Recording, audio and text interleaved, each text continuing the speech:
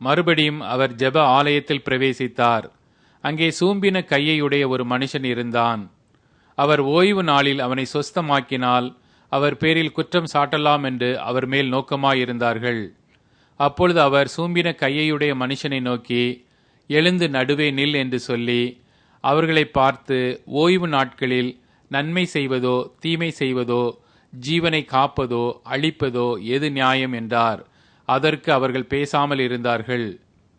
அவர்களுடைய இருதய கடினத்தின் நிமித்தம் அவர் விசனப்பட்டு கோபத்துடனே சுற்றிலும் இருந்தவர்களை பார்த்து அந்த மனுஷனை நோக்கி, உன் கையை நீட்டு என்றார். அவன் நீட்டினான். அவன் கை மறு கையைப் போல சொஸ்தமாயிற்று.